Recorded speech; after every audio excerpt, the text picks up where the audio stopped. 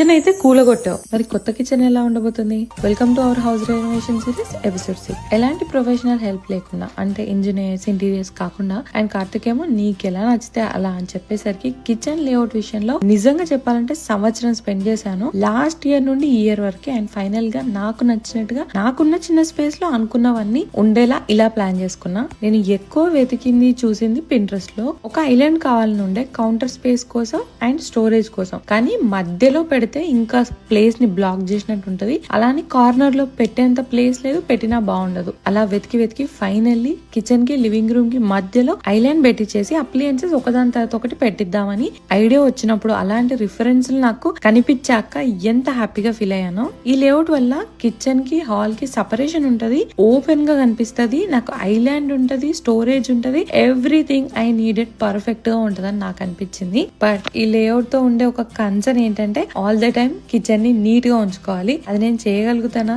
ఈ డెసిషన్ కరెక్టేనా? అంత తెలుసుకోవాలి అంటే ఫాలో మీ.